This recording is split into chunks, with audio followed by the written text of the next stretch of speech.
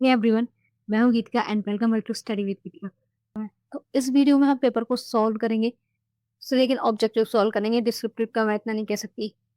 जो मुझे आता मैं ऐसे ऊपर ऊपर बता दूंगी, और जो मुझे नहीं आता मैं उसकी डेफिनेशन आपको बुक में देख के नहीं बताऊंगी, क्योंकि अभी मैं केवीएस की भी तैयारी कर रही हूँ और केवीएस में मैं इसी को पढ़ रही हूँ। मैंने सोचा है कि जो ये हमारे से कल एग्जाम दे के आई हूँ, उसका जो क्वेश्चन पेपर है वो एकदम मुझे रट लेना है। वहां पे अगर ऐसे क्वेश्चन पूछ लेगा तो मजा ही आ जाएगा। लेकिन हो सकता है केवीएस का थोड़ा सा लेवल ऊपर हो सकता है। मुझे नहीं लगता केवीएस अपना जो लेवल है वो इतना नीचे कर लेगा।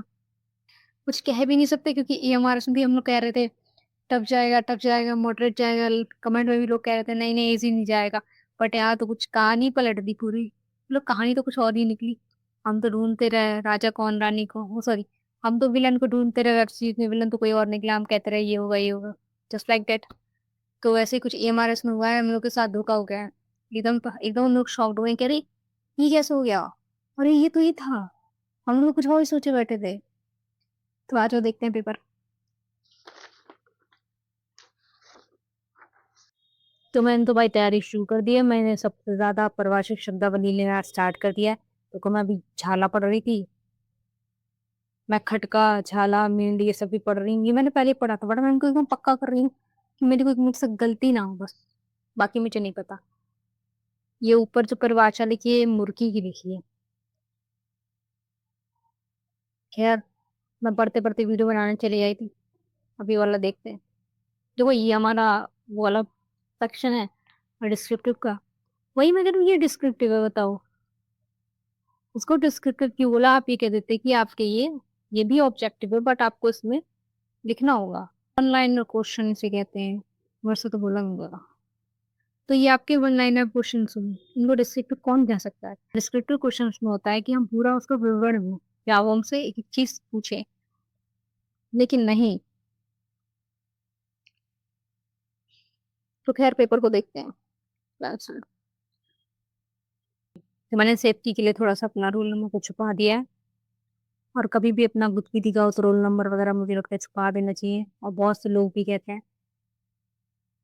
तो देखो, ये डिस्क्रिप्टिव है। डिस्क्रिप्टिव को मतलब ही नहीं समझ में आ रहा है क्या है, कैसा डिस्क्रिप्टिव है। सब तक क्या होता है, मैं वहां पे सब तक की परिभाषा खा गई, फिर मैंने अपनी बना के लिखी। मंद्र, मंद्र भी मैंने अपने शब्दों में लिखा। आरो, ये मुझे याद था। और अब ये सब हो गया। ये मैंने उस सबकी परिभाषा मैंने बना के लिखी है, मैंने एग्जैक्ट किसी की नहीं याद की थी। तार शब्द क्या है, वक्र राग क्या है, अवरोह क्या है। वक्र राग में मैंने लिख दिया कि दरबारी में वक्र वक्र स्वरों का प्रयोग किया गया है। तो मुझे इसके मार्क्स मिल जाएंगे। मैंने उसमें उदाहरण दिखा दिया है। वर्जिस्वर क्या है, फिर शारव राग क्या है, निबद्ध गान, ये मैंने याद किया था। ये तो मैंने इसके 3 प्रकार भी लिखे हैं। गांधार संगीत क्या है, ये मेरा गलत हो गया, मैंने पढ़ा था मुझे याद नहीं है। गंभीर व भव्य भाव वाला राग कौन सा है, और मैंने वहां पे पूरा उसका विवरण दे दिया। सीधा लिखना था दरबारी कानड़ा। ये मेरे जल्दी आपे में रखना गलत हो गया। बाकी स्थाई क्या है, संपूर्ण राग, ये देशी राग वाला गलत है मेरा। प्रातः काल में गाया जाने वाला राग कौन सा है, संधि प्रकाश राग। अनिबद्ध गान क्या है, अंतरा क्या होता है, बोल तान क्या होती है, संचारी क्या है, सपाट तान क्या है, कूट की तान क्या है, कमक तान क्या है। फिर आता है तबले, तबला वाद्यों का वर्गीकरण, ये तो सबने कर लिया होगा। तबला वाद्यों को किस वर्ग में रखा जाता है, ये सबने किया होगा।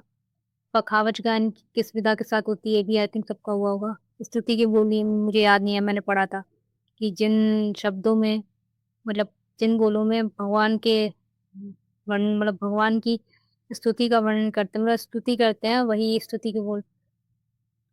ये मुझे आता था बट मुझे वहां याद नहीं आया। झूलना के बोल मैंने कहीं पढ़ा ही नहीं। फिर चौपल्ली मैंने पढ़ी थी, ये मैंने अधूरा हो गया ये मेरा। मुझे इसकी परिभाषा याद नहीं आई। अनुलोम विलोम आता नहीं था। चार बाग मैंने पढ़ा, मुझे याद नहीं आया। आर लेवल मैंने इसको 1 घंटे वहीं खाली बैठे बैठे सोचा चार बाग क्या था। मुझे वो याद आ रहा था, चार बाग लखनऊ स्टेशन को कहते हैं।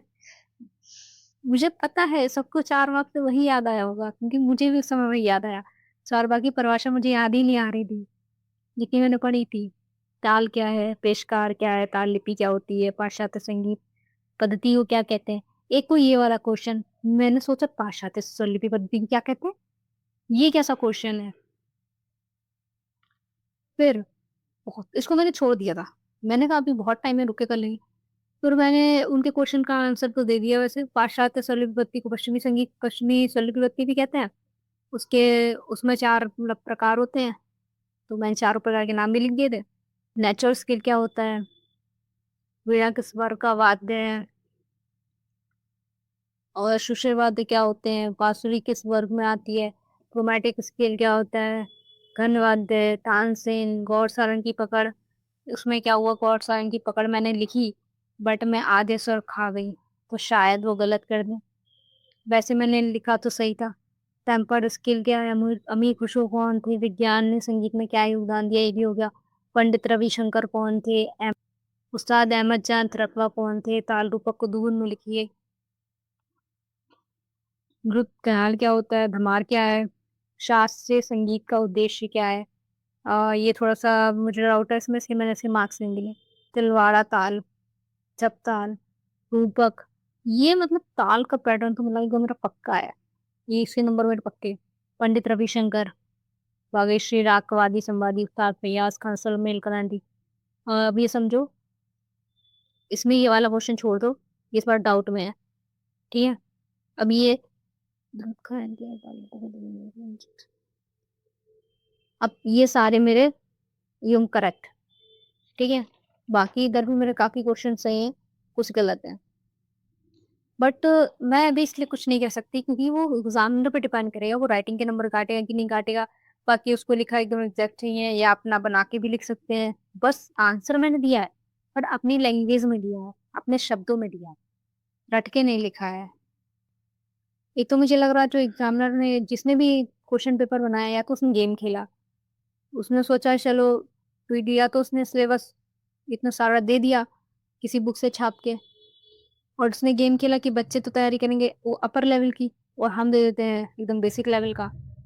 और या फिर मुझे लग रहा है कि उस एग्जामिनर को कुछ आता ही नहीं था, मतलब उसने पे सिलेबस छाप के आपको बता दिया, जब वो पेपर बनाने बैठा तो उसको इतना भी नहीं आता था, उसके लिए यही चीजें इतनी डिफिकल्ट थी, मुझे लग रहा है इतनी टफ थी कि वो सोचा था बच्चे ये भी नहीं कर पाएंगे। मुझे तो ऐसे ही लग रहा है कि एग्जामिनर घोंचू था, या फिर उसने गेम खेला हम लोग के साथ। आप लोग बताइए, आप लोग को क्या लग रहा है?